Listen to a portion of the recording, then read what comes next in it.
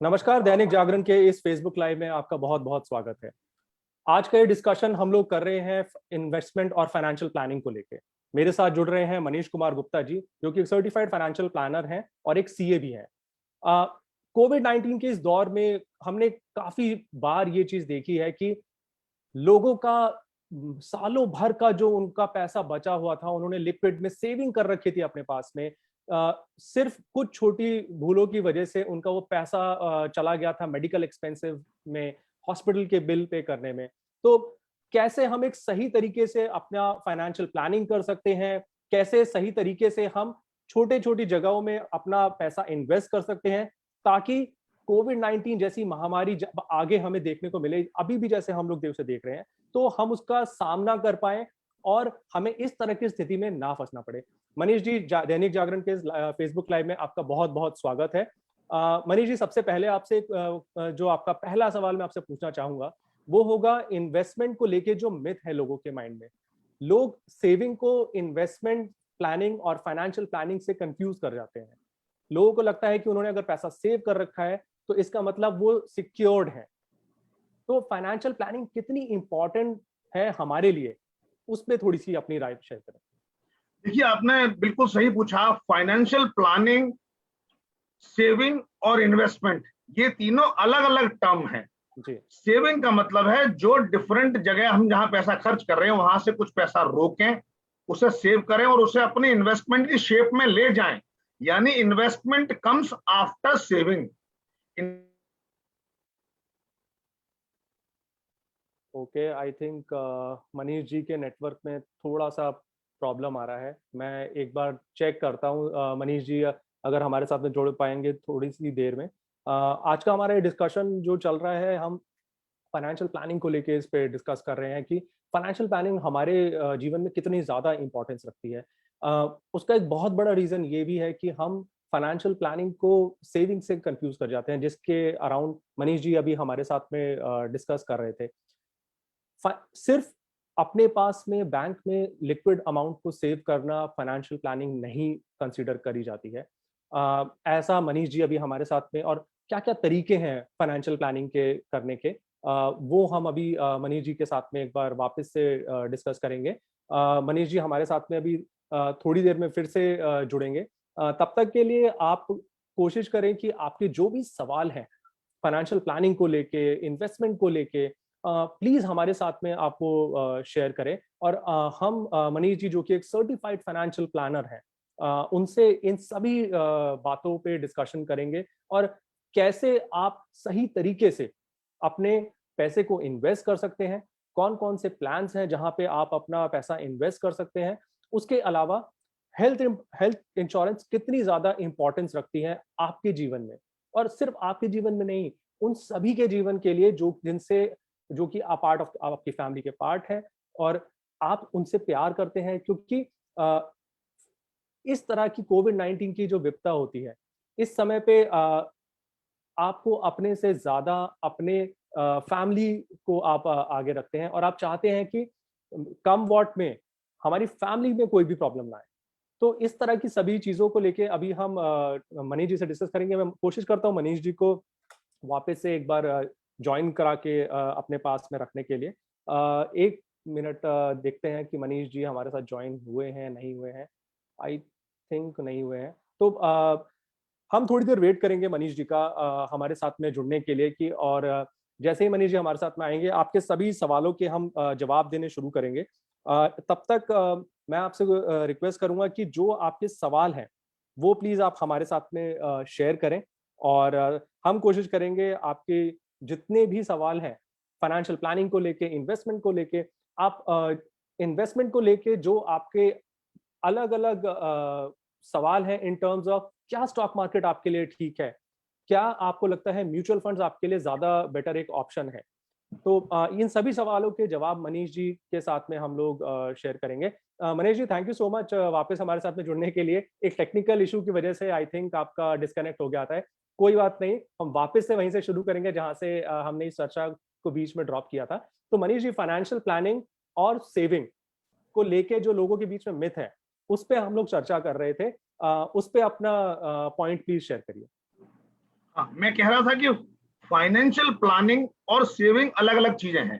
Saving का मतलब है कैसे हमारे आने वाले इनफ्लो फंड और आउटफ्लो फंड के बीच में जो पैसा बचता है और उस अमाउंट को कैसे बढ़ाया जाए, ये सेविंग है। हम कहाँ कहाँ अपने खर्चे कट करें जिससे कि हमारे पास फंड की अवेलेबिलिटी ज्यादा हो, ये सेविंग है। सेविंग का अगला स्टेप है इन्वेस्टमेंट। उस इन्वेस्टमेंट को हम कहाँ कहाँ कैसे कैसे इस्तेमाल करें सो दैट कि मेरा पैसा सुरक्षित भी रहे, इनकम टैक्स की भी बचत हो जाए अगर आवश्यक है तो, और इसके बाद उसमें कैसे ज्यादा से ज्यादा इन्वेस्टमेंट पर मेरे को रिटर्न आए, हमें इसकी व्यवस्था करनी है। ये इन्वेस्टमेंट की इस तरह की अरेंजमेंट को हम फाइनेंशियल प्लानिंग कहेंगे कि हमें कब कब किस किस समय काल और अवधि पर पैसा खर्च करना है और कहाँ से पैसा हमारे पास आएगा, उस पैसे का कॉम्बिनेशन बनाना और बचत को सही जगह इन्वेस्ट करना जहां सेफ्टी और रिटर्न का इन्वेस्टमेंट का कॉम्बो हो। ऐसी सारी प्लानिंग को हम फाइनेंशियल प्लानिंग कहेंगे। जी जी मनीष जी, कोविड-19 के टाइम पे एक और बहुत जरूरी चीज जो देखी गई है वो है हेल्थ इंश्योरेंस की इम्पोर्टेंस। इस ड्यूरेशन में काफी सारे लोगों ने जिनके सालों भर की जो सेविंग्स रही हैं, इतने सालों से जो उनकी बचत रही है, जस्ट बिकॉज उनके पास में हेल्थ इंश्योरेंस नहीं थी, उनकी ये सारी सेविंग हॉस्पिटल बिल्स और एक्सपेंसेस में खर्च हो गई है। तो आप क्या सजेस्ट करेंगे, हेल्थ इंश्योरेंस की जो इम्पोर्टेंस है वो हमारे व्यूअर्स को बताइए। देखिए, देश में जिस तरह की मेडिकल व्यवस्थाएं हैं, हमारा देश मेडिकल की सुविधाओं को बढ़ा रहा है, लेकिन वर्तमान में अगले 5, 7, 10 सालों में हमें ऐसा लगता है मेडिक्लेम की बहुत अधिक आवश्यकता है। हर समर्थ व्यक्ति को अगर वो 6-7 हजार रुपए खर्च कर सकता है तो मेडिक्लेम जरूर ले लेना चाहिए। और अगर आप एक मीडियम रेंज की उम्र के व्यक्ति हैं तो 7, 8, 10 हजार रुपए में आपका एक अच्छा मेडिक्लेम आ जाता है, जिसमें 4 से 5 लाख रुपए तक का आपका और आपकी फैमिली का फ्लोटर मेडिकल इंश्योरेंस हो सकता है। और जिस तरीके से महामारी आई है और आगे भी रहेगी, ऐसी संभावनाएं हैं, ऐसे में मेडिकल इंश्योरेंस हमारी जरूरत है, हमें लेना ही चाहिए। जी जी मनीष जी, मेरा अगला सवाल आपका इन्वेस्टमेंट को लेके है। लोग कोशिश करते हैं कि वो बैंक में पैसा अपना जमा कर दें या पोस्ट ऑफिस की कोई उन्होंने स्कीम पिक कर ली, तो कितना परसेंटेज ऑफ सेविंग आपको अपना डेवलप करना चाहिए एक इमरजेंसी फंड के लिए, ताकि जो ये इस तरह के पैंडेमिक हमें देखने को मिल रहे हैं, कभी इस तरह की आपदा वापस से हमें देखने को मिले तो उस समय के लिए हम कैसे अपने आप को प्रिपेयर करें, तो वो एक इमरजेंसी फंड के बारे में आप हमें थोड़ा सा बताइए। देखिए, एक नॉर्मल समय में इमरजेंसी कम होती है, लेकिन जिस तरीके से ये महामारी चल रही है, हमें कम से कम 3 महीना और 3 महीने से 5 या 6 महीने तक की कंप्लीट हाउस होल्ड नीड्स, इतना पैसा हमें इमरजेंसी फंड में रखना ही चाहिए। इसके अलावा हमें यह भी समझना पड़ेगा, अगर हमारी इनकम किसी ऐसे सोर्स से है जो डेफिनेट है तो हम इसमें थोड़ी कमी कर सकते हैं, लेकिन 3 महीने से कम का इमरजेंसी फंड नहीं बनाना चाहिए। इसमें हमें एक बात और देखने को मिलती है, अगर आज कोविड की प्रॉब्लम होती है तो ना केवल मेडिकल रिलेटेड इश्यूज होते हैं, आपके जॉब रिलेटेड इश्यू हो जाते हैं, और जिनका अच्छा चलता हो बिजनेस वो भी रुक सकता है थोड़े समय के लिए। तो ऐसे में 3 से 5 महीने का इमरजेंसी फंड हमें बना लेना चाहिए, और हमें उसमें ज्यादातर पैसा लिक्विड फॉर्म में ही रखना चाहिए, जो 1 से 2 दिन की जरूरत पर यूज किया जा सके, निकाला जा सके। हमें पोस्ट ऑफिस और बैंक में पैसा रखना चाहिए। मैं ये रिकमेंड करूंगा कि कम से कम 2 बैंकों में पैसा हमारा रहे। देखिए, जैसी जिसकी फाइनेंशियल नीड्स हैं वैसे ही उसके फाइनेंशियल खर्चे भी हैं। तो ऐसे में अगर किसी का 1 लाख इनकम है या 25,000 इनकम है या 5 लाख इनकम है, उसका इमरजेंसी फंड भी उसी हिसाब से बड़ा और प्रोपोर्शनेटली छोटा हो सकता है। लेकिन अगर आप 1 से 2 जगह रखेंगे, बैंक में पैसा रखेंगे, उस बैंक में पैसा रखें जिनका एटीएम आपके आसपास हो। बैंक अगर बड़े हैं, अगर आपका सारा पैसा छोटी बैंक में है, तो मैं ये रिकमेंड करूंगा कि उसे कुछ पैसा बड़ी बैंक में रखा जाए। अगर कोई खराब स्थिति आती है, बैंकों में मुश्किल आ सकती है, हम देखते आए हैं पिछले समय में, तो ऐसे में भी ये रिकमेंडेड है कि अपने पैसे को 2 या 3 बैंकों में रखा जाए। अगर किसी बैंक में तात्कालिक तौर पर कोई समस्या आती है, हमने देखा है कि सरकार ने लगातार बैंकों को बचाया है, लेकिन एटलीस्ट हमें ट्रबल ना हो, इसके लिए हमें 2 या 3 बैंकों में पैसा रखना रिकमेंडेड है। तो और नजदीक की बैंक हो तो बेहतर है। जी जी मनीष जी, स्टॉक मार्केट की अगर बात करें तो स्टॉक मार्केट इस टाइम अपने ऑल टाइम हाई पे है। तो काफी लोग स्टॉक मार्केट में इन्वेस्ट करते हैं। यहाँ पर मेरा सवाल आपसे यह है कि स्टॉक मार्केट में, इक्विटीज में या म्यूचुअल फंड्स में, आप क्या सजेस्ट करेंगे? अगर कोई इन्वेस्टमेंट करना चाहता है और इक्विटीज वाला रूट लेना चाहता है, तो उसको कितना पोर्शन अपना रखना चाहिए स्टॉक मार्केट में डायरेक्ट इन्वेस्टमेंट के लिए, और कितना परसेंटेज रखना चाहिए म्यूचुअल फंड्स के लिए? आपने बड़ी सीधी सीधी बात पूछी और मैं दो, और इसके अंदर दो क्वेश्चन छिपे हुए हैं, जी मैं दोनों का जवाब देता हूं। पहला क्वेश्चन ये है कि शेयर मार्केट या म्यूचुअल फंड, जी और दूसरा है अभी स्टॉक मार्केट हाई चल रहा है तो करना चाहिए या नहीं करना चाहिए। जी क्योंकि म्यूचुअल फंड भी अल्टीमेटली शेयर से ही आगे बढ़ता है। जी आप ये समझिए, शेयर मार्केट अभी ऑल टाइम हाई चल रहा है, जी तो अभी इसमें बड़ा इक्विटी इन्वेस्टमेंट करना रिकमेंडेड नहीं है। और अगर आप रेगुलर इन्वेस्टर्स हैं, आप लगातार बड़ी मात्रा में या छोटी मात्रा में इन्वेस्टमेंट करते जा रहे हैं, तो आप ये समझिए आज का इन्वेस्टमेंट आपको लॉन्ग टर्म विजन के साथ अगर आप करते हैं तो आपके लिए रिकमेंडेड है, अन्यथा अभी सावधानी बरतने की जरूरत है। अगर आप कम से कम 3 से 5 साल या और इवन अधिक समय के लिए इन्वेस्टमेंट करते हैं तो आपके लिए इक्विटी का रूट लेना बेहतर है, अन्यथा आप म्यूचुअल फंड में रहें। और म्यूचुअल फंड में भी जिस तरीके से सिस्टमेटिक इन्वेस्टमेंट प्लान काम करते हैं, एसआईपी चलती है, आपके महीने का एक जरूरी पैसा आपके म्यूचुअल फंड में चला जाता है, जिससे मार्केट अगर हाई है या मार्केट लो है या मॉडरेट है, इन तीनों ही सिचुएशन में आपकी इन्वेस्टमेंट होती चली जाती है। और 36 महीने बाद, 48 महीने बाद जब आप देखते हैं तो आपको over the period of 4 year आपको ठीक ठाक इन्वेस्टमेंट रिटर्न आने लगती है। तो ऐसे में मेरी सलाह ये है कि शुरुआती लोगों को जो नया इन्वेस्टमेंट कर रहे हैं या छोटा इन्वेस्टमेंट कर रहे हैं, उनको कम रिस्क लेने के लिए म्यूचुअल फंड में जाना उचित सलाह है। हालांकि अच्छे ब्लू चिप शेयर्स में भी आप इन्वेस्ट कर सकते हैं, लेकिन हमें कोविड का भी आपको पता नहीं किस इंडस्ट्री पे अभी गाज गिर जाए। जैसे ट्रैवल इंडस्ट्री के बड़े शेयर अच्छे चल रहे थे और एकदम से महामारी आई और सबसे ज्यादा इंपैक्ट उसने एयरलाइन को, ट्रैवल इंडस्ट्री को किया, हॉस्पिटैलिटी को बहुत तंग किया। तो ऐसे में हमारे लिए डाइवर्सिफाइड होना जरूरी है और म्यूचुअल फंड में इन्वेस्ट करना एक बेहतर ऑप्शन हो सकता है। ओके मनीष जी, अगर म्यूचुअल फंड्स की बात करें तो क्या म्यूचुअल फंड्स के थ्रू हम लोग टैक्स सेविंग भी कर सकते हैं? बिल्कुल, म्यूचुअल फंड में आप टैक्स सेविंग ऑप्शंस ले सकते हैं और उसमें आपको 3 इयर्स का लॉक इन रहता है। इसके लिए आपको अपने या तो खुद रिसर्च कर लेनी चाहिए या आपको अपने फाइनेंशियल एडवाइजर से बात करके टैक्स शील्ड फंड ऐसे आते हैं, वो ले सकते हैं। एक बात बड़ी रोचक है ये जानना कि म्यूचुअल फंड को भी सेलेक्ट करना पड़ता है। जिस तरीके से शेयर में सैकड़ों हजारों शेयर हैं, हम कौन सा शेयर लें कौन सा शेयर ना लें, इस पर एक बड़ी चर्चा बनती है मित्रों में। जब भी हम घर पे लोगों से मिलते हैं तो हमारा ये बड़ा एक टॉपिक रहता है, हॉट टॉपिक रहता है, किस शेयर में करूं किस शेयर में ना करूं, किसको खरीदूं बेचूं। इसी तरीके से म्यूचुअल फंड भी बहुत सारे हैं जी। किसी म्यूचुअल फंड का ट्रैक रिकॉर्ड बड़ा अच्छा है, किसी का अच्छा नहीं है। तो हमें और कौन सा रिटर्न कितनी दे रहा है, कौन सा किस ब्रांड से कनेक्टेड है, तो हमें म्यूचुअल फंड के बारे में भी रिसर्च करनी चाहिए जी।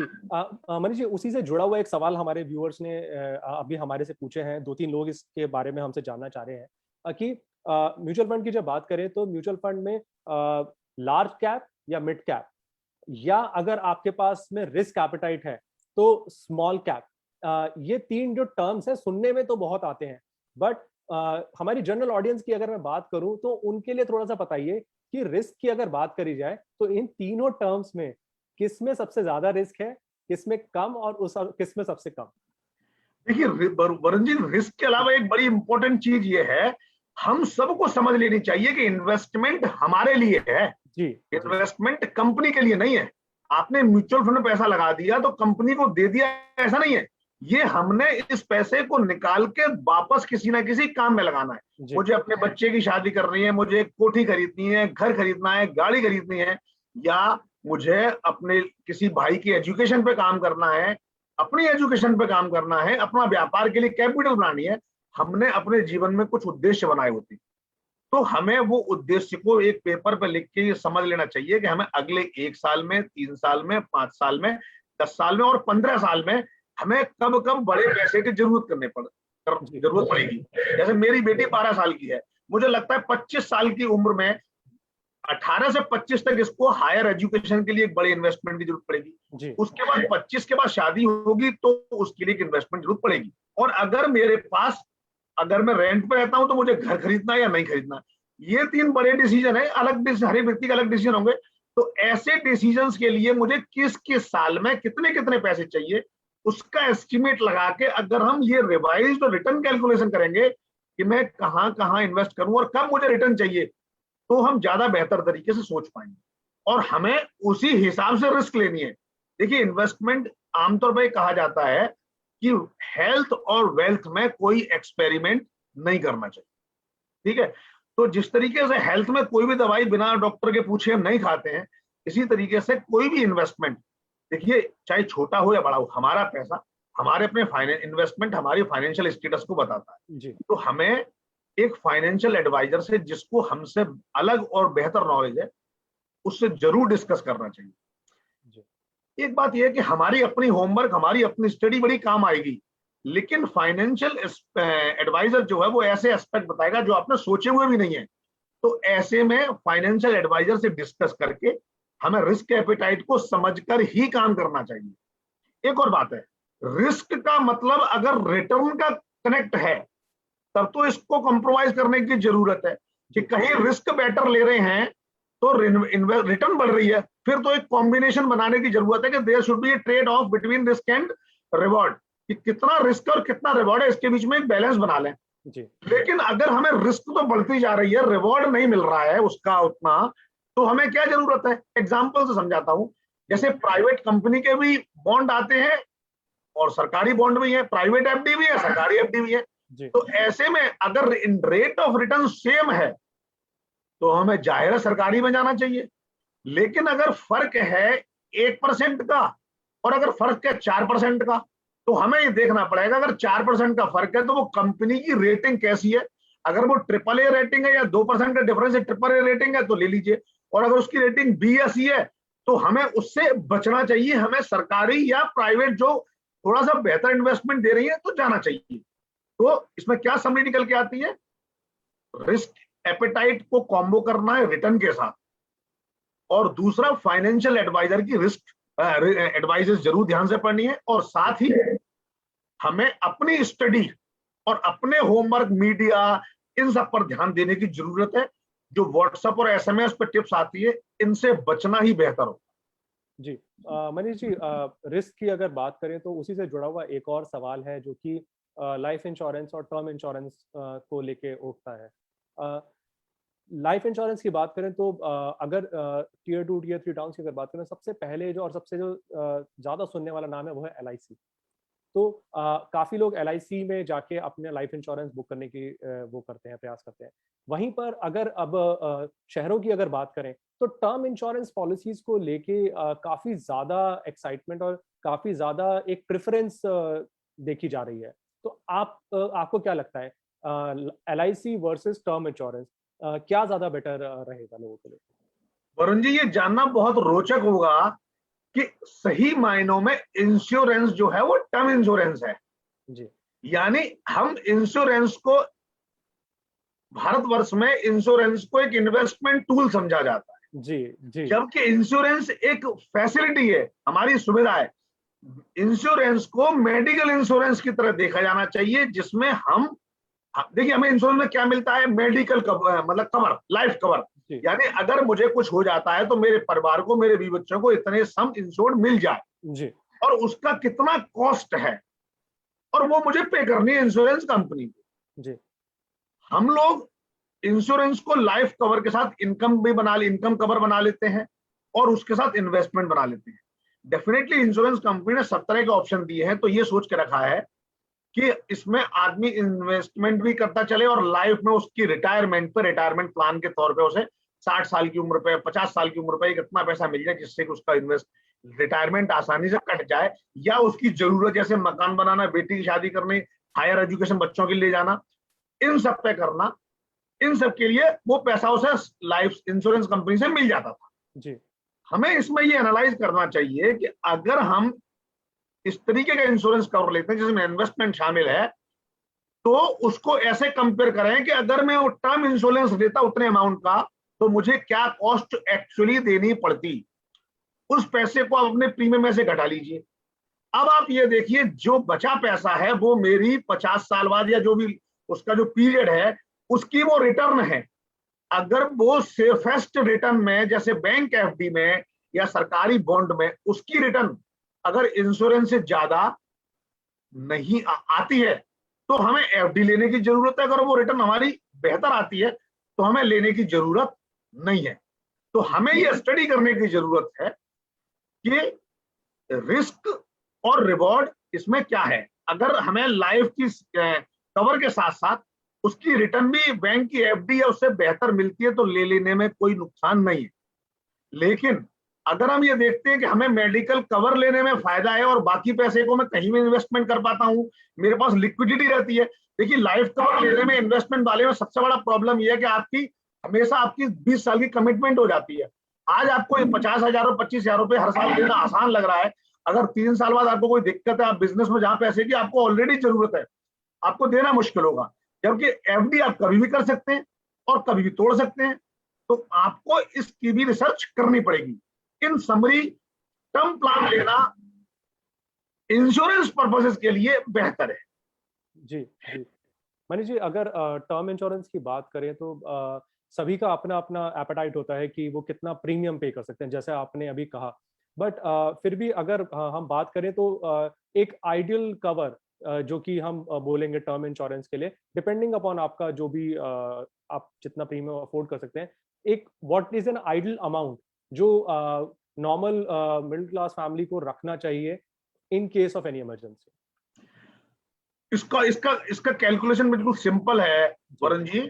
आपको ये देखना है कि अगर जैसे मैं बीमार पड़ता हूं जी तो मैं किस तरह के हॉस्पिटल में अपना ट्रीटमेंट कराना चाहता हूं जी, और वहां लगभग 7 से 10 दिन के हॉस्पिटलाइजेशन का क्या खर्च आएगा वो अंदाजा लगाना है और उसको मल्टीप्लाई कर लीजिए अपने फैमिली मेंबर से, जी है ना। आपके फैमिली में अगर आप यंग हैं, बैचलर, आपके मदर फादर साथ हैं और आप मैरिड हैं, बच्चे साथ हैं, तो आप अपने फैमिली के हिसाब से उसको मल्टीप्लाई कर लीजिए। तो लगभग 3 से 5 लाख रुपए आपको रीजनेबली चाहिए। जैसे कि आपने हमारे और आपके जैसे परिवार की बात की तो यूजुअली 3 से 5 लाख रुपए सफिशिएंट रहते हैं। मैं तो बल्कि ये भी रिकमेंड करता हूं अगर आपके साथ आपके बुजुर्ग माता पिता हैं तो आपको उनके लिए सेपरेट प्लान लेने की जरूरत है। क्योंकि जैसे जैसे उम्र बढ़ती जाती है मेडिकल इंश्योरेंस का प्रीमियम बढ़ता चला जाता है। तो और इसकी कैलकुलेशन घर के सबसे उम्रदराज व्यक्ति के आधार पर होती है। तो जैसे आपकी उम्र अगर 35 साल है और आपकी फैमिली में आपकी पत्नी 32 साल की है, बच्चे 8 या 12 साल के हैं, तो आप अपना कवर अलग रखें और माताजी पिताजी के लिए एक प्लान अलग ले लें जो उनकी नीड के हिसाब से रहे। तो इसमें आपको बेहतर और आवश्यक सुरक्षा मिल पाएगी। तो फंडा कैलकुलेशन बिल्कुल सिंपल है। अपनी 10 साल की 1 साल की बीमारी, 10 दिन की 1 साल की बीमारी और उसके बाद 15 दिन 20 दिन की दवाइयों खर्चे और मल्टीप्लाई बाय 4, अगर आपके फैमिली में 4 या 5 मेंबर हैं, उतना प्लान होना चाहिए। मैं समझता हूं 3 से 5 लाख एक रीजनेबल अमाउंट है। जी जी मनीष जी, अगला सवाल मेरा आपसे गोल्ड को लेके है। गोल्ड ईटीएफ, फिजिकल गोल्ड और गोल्ड बॉन्ड्स, ये बहुत सुनने में तो आते हैं, बट लोगों को पता नहीं है कि एग्जैक्टली कौन सी चीज उनके लिए बेटर है। हमारी इंडियन फैमिलीज की अगर बात करी जाए तो गोल्ड एज अ कमोडिटी सभी जगह एक कंसिडरेबल अमाउंट में रहती है।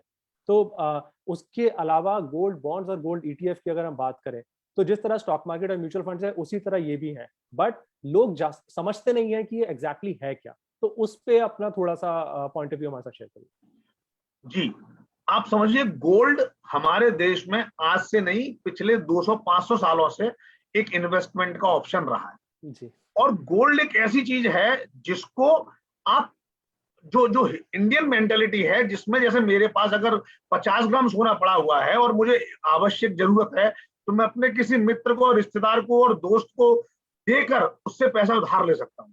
तो यानी एक backup source of fund gold हमेशा रहता है जी। अब गोल्ड में सबसे बड़ा कंफ्यूजन हमारे देश में यह रहता है कि हम गोल्ड के इन्वेस्टमेंट के नाम पर हम गोल्ड की ज्वेलरी खरीद लेते हैं, जबकि हमें ज्वेलरी की जगह सॉलिड पीसेस खरीदने चाहिए। क्योंकि जैसे ही हम गोल्ड की ज्वेलरी खरीदते हैं, हमारी ज्वेलरी जब हम बेचने जाते हैं तो उसकी पूरी रिकवरी नहीं मिलती है। तो जब भी आप ये बात ध्यान रखें कि जब भी आप गोल्ड खरीदें, उसकी इन्वेस्टमेंट, आपको अगर इन्वेस्टमेंट के लिए आप गोल्ड खरीद रहे हैं तो आप गोल्ड का सॉलिड पीस खरीदें, गोल्ड का इन्वेस्टमेंट ज्वेलरी में ना करें। और रतन, हीरे, जवाहरात ये इन्वेस्टमेंट नहीं है, इनकी वैल्यू कभी भी बहुत एप्रिशिएट नहीं होती जी। और जब भी आप ज्वेलरी लेंगे तो आपको लगेगा कि इसमें डायमंड भी लगवा लेता हूं तो शादी में पहन भी लूंगा, तो इससे इन्वेस्टमेंट को मिक्स नहीं करना चाहिए, एक बात। अब आते हैं गोल्ड बॉन्ड पर। गोल्ड बॉन्ड इतनी बेहतरीन चीज है कि और इसके बारे में पता ही नहीं है। गोल्ड बॉन्ड में आपको गोल्ड की जितनी भी इन्वेस्टमेंट हाइक है वो मिलती है, यानी आपने आज जिस भाव में खरीदा और जब चाहें आप इसे बेचें, आपको उस समय का जो रेट है उससे ही आपको पेमेंट मिलेगा। जी। और सिर्फ इतना है कि गोल्ड आप घर में रखते हैं वो चोरी हो सकता है, वो खो सकता है। जो गोल्ड बॉन्ड खरीदते हैं ये आपका कोई चुरा नहीं सकता, ये आपका डीमेट अकाउंट में सेफ है। आपका डीमेट अकाउंट बंद भी हो जाएगा तब भी वहां से आपका इन्वेस्टमेंट बाहर नहीं जाएगा, ये खराब नहीं हो सकता, ये खो नहीं सकता। फर्क सिर्फ इतना है, जब हम गोल्ड बॉन्ड खरीदते हैं तो 50-100 रुपए महंगा मिलता है। जी। लोग इससे डर जाते हैं कि मैं 100 रुपए महंगा क्यों खरीदूं, जबकि उन्हें ये बात जान लेने की जरूरत है कि जब वो बेचेंगे तब उनका बिकेगा भी 100 रुपए महंगा, है ना। तो हम गोल्ड बॉन्ड खरीदा, गोल्ड बॉन्ड में क्या रेट आया है आज 43,500, और वहां पे क्या मिल रहा है 450। अरे हम वहां से क्यों ना खरीदें, 50 रुपए नुकसान क्यों करें। नहीं, जब आप खरीदेंगे तब भी 50 रुपए महंगा है और बेचेंगे तब भी 50 रुपए महंगा है, इसलिए आपको कोई नुकसान नहीं होने वाला। हमें जब भी इन्वेस्टमेंट करें गोल्ड बॉन्ड में इन्वेस्टमेंट करना ही चाहिए। कितना भी पैसा इन्वेस्ट करते हैं और आपका व्हाइट मनी रहता है। और मजे की बात यह है, गोल्ड की एप्रिसिएशन के अलावा आपको इस पर इंटरेस्ट भी मिलता है, यानी इसे कहेंगे असल में आम के आम और गुठलियों के दाम। तो ये एक इन्वेस्टमेंट है। जैसा मैंने कहा था ना, हेल्थ और वेल्थ में कोई एक्सपेरिमेंट नहीं करना चाहिए, इसलिए यहां भी एक्सपर्ट की राय लेकर अगर गोल्ड में इन्वेस्टमेंट करना है तो गोल्ड बॉन्ड की तरफ जाना ही चाहिए। जी मनीष जी, मेरा आपसे आखिरी सवाल है, वो रिगार्डिंग पीपीएफ है। पीपीएफ हम लोग कंसीडर करते हैं एज समथिंग जो कि हमारा पोस्ट रिटायरमेंट एक हमारे पास में एक अमाउंट है, बट बहुत ही कम लोगों को ये वाली चीज पता है कि पीपीएफ में से कुछ परसेंटेज ऑफ अमाउंट आप एक्स नंबर ऑफ ईयर्स निकाल सकते हैं। तो उसके अराउंड प्लीज थोड़ी सी इंफॉर्मेशन हमारे व्यूअर्स के साथ में शेयर करिए, जो लोग पीपीएफ में रेगुलरली इन्वेस्ट कर रहे हैं। It's a very good way of investment, but emergency पड़ने पर क्या उसमें से क्या पोर्शन आप निकाल सकते हैं और कितने सालों के बाद निकाल सकते हैं, ये जरूर बताइए। देखिए, पीपीएफ में 5 सालों के बाद 75% तक पैसा निकाला जा सकता है। जी। अब आप ये समझिए कि पीपीएफ को जिस तरीके से सरकारी नौकरी में और प्राइवेट नौकरी में एसपीएफ और आरपीएफ के नाम से फंड होते थे, रिकॉग्नाइज्ड प्रोविडेंट फंड और स्टैट्यूटरी प्रोविडेंट फंड, उसी तरीके से जो लोग इस तरह की जॉब में हैं कि जहां उनका एम्प्लॉयर प्रोविडेंट फंड नहीं काटता, उसके पास वो रजिस्ट्रेशन नहीं है, यानी उनके एम्प्लॉय 20 से कम है, या जो लोग सेल्फ एम्प्लॉयड हैं, या जो लोग ओल्ड हैं या बच्चे हैं, उन सब के नाम पर पब्लिक में प्रोविडेंट फंड की अरेंजमेंट रहे, ऐसा पीपीएफ का एस्टैब्लिशमेंट सरकार ने किया था। ये पीपीएफ किसी भी बैंक अकाउंट में कभी भी खोला जा सकता है और ये बिल्कुल नॉमिनल अमाउंट से, मेरे ख्याल से 500 या 1000 रुपए से पीपीएफ अकाउंट खोला जा सकता है। और इसमें आप चाहे 2000 रुपए से खोलें, आप एक साल में लगभग 1.5 लाख रुपए तक जमा कर सकते हैं। और इनकम टैक्स में ये 80C के तहत इसमें छूट मिलती है, यानी जितना आप इन्वेस्टमेंट करेंगे उतना अमाउंट आपकी इनकम में से सीधे सीधे घटा दिया जाएगा। ये 80C यानी जो हम बच्चों की स्कूल फीस में ट्यूशन फीस देते हैं या LIC ये इन्वेस्टमेंट इंश्योरेंस पे करते हैं, इसी तरीके से उसी कैटेगरी में ये 80C में कवर होता है। अब अगर आपका पीपीएफ 5 साल पुराना हो गया है तो आप इसमें से अपने बचत का 75% पैसा निकाल सकते हैं। ये भी आपका इमरजेंसी फंड है। लेकिन आप ये बात समझ लीजिए, ये बिल्कुल लिक्विड नहीं होता कि जैसे आप आज गए और आपको अगले दिन पैसा मिल गया। देखिए बैंकों में होता है ये, तो बैंक अपनी रफ्तार से चल रहे हैं, और जिस तरीके से कोविड का प्रॉब्लम है, लोग वर्क फ्रॉम होम कर रहे हैं, तो बैंकों में भी गतिविधियां बहुत तेजी से नहीं चल रही हैं। जो बैंक अपने आप को फास्ट बैंक क्लेम करते हैं, उनको भी समय लग जा रहा है। और अगर आज आपको बीमारी है, आज आपको हॉस्पिटल में पैसा जमा करना है, और आज आप पीपीएफ को विड्रॉल के लिए अप्लाई करने जाएंगे और आपको 8 दिन पैसा मिला, तो ऐसे में आपको बाहर हाथ फैलाना पड़ेगा, जो कि रिकमेंडेड नहीं है। इसलिए इसको इमरजेंसी फंड में ये मान के चलें कि emergency fund subject to 10 to 15 days notice. तो ये एंगल को ध्यान इसमें रख लेना चाहिए। जी Manish ji, thank you so much हमारे साथ में जुड़ने के लिए और इन सारे टॉपिक और हमारे सवालों के जवाब देने के लिए। हमारे व्यूअर्स को काफी सारी चीजों में क्लैरिटी मिली है, कैसे वो अपना इन्वेस्टमेंट को डाइवर्सिफाई करें। गोल्ड बॉन्ड्स को लेके उनको पता चला है, म्यूचुअल फंड्स और स्टॉक मार्केट के बीच में जो डिफरेंस है और क्या उनके लिए ज्यादा बेटर है, और टर्म इंश्योरेंस। इन सभी बातों को आपने बहुत ही अच्छी तरीके से एक्सप्लेन करके हमारे व्यूअर्स के साथ में एक्सप्लेन किया। So thank you so much हमारे साथ में इस चर्चा में जुड़ने के लिए। जी धन्यवाद। जी थैंक यू सो मच सभी व्यूअर्स का जो हमारे साथ जुड़े हैं। और आप इस सभी टॉपिक से रिलेटेड न्यूज़ हमारी वेबसाइट जागरण.com और इंग्लिश में पढ़ने के लिए english.jagran.com पर भी पढ़ सकते हैं। कोरोना महामारी अभी खत्म नहीं हुई है, सो आप सभी को मास्क लगा के रखना है, सोशल डिस्टेंसिंग को फॉलो करना है और कोशिश करें वैक्सीनेशन कराने के लिए। जितनी जल्दी वैक्सीनेशन होगा उतना अच्छा आपके और सभी लोगों के लिए होगा। सो ध्यान रहे, अपने घर पे रहें और सुरक्षित रहें। थैंक यू सो मच हमारे साथ में इस चर्चा में जुड़ने के लिए। थैंक यू मनीष जी हमारे साथ जुड़ने के लिए।